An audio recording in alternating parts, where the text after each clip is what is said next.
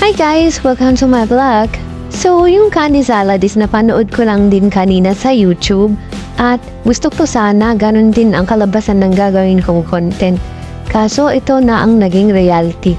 Ito talaga yung struggle guys pag solo kang gagawa ng content mo tapos walang stand yung cellphone na gagamitin mo sa pagbi-video.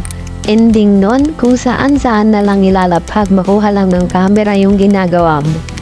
Small YouTuber be like, ika nga, mag-iisip ka ng content, ibibideo mo yung sarili mong gawa, ikaw titikim, ikaw mag-i-edit, ikaw gagawa ng thumbnail, at syempre ikaw din ang mag-a-upload. At ito pa guys, para magkaroon ka ng revenue, magsi-self-watch ka, charis.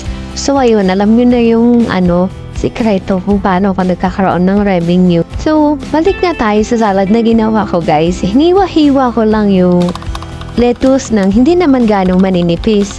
Sinunod ko yung pipino. Tira ko yan nung nag-stir fry ako ng cabbage. Hinalo ko kasi pipino sa cabbage. Hiniwa ko na din ang carrot para matapos na. So, after po mahiwa-hiwa yung carrots, nilagay ko na din yung mais sa bowl. Yung lettuce, pipino at carrots, nilalagay ko na right after mahiwa. Hinuli kong ilagay yung crab stick. Wala lang, gusto ko lang. Pati salad dressing, hindi nakisama. Imbis na maganda yung pagkakatapis ng mayonnaise sa ibabaw, naging literal na pang ibabaw ng talaga. At kita nyo naman yung bowl na ginamit ko pagkaliit-liit. Akala ko kasi kasya na dyan. Ayun at sinalin ko na sa mas malaki para mamekos-mekos ng maayos. Insan!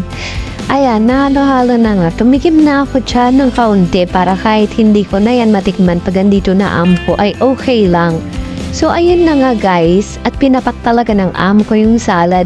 Siya ang nakaubos kasi nagustuhan niya daw. Pati yung alaga ko nagustuhan niya din. O siya, yun lang guys. Susunod ulit, pahihirapan ko ulit sarili ko maggawa ng content. Bye-bye!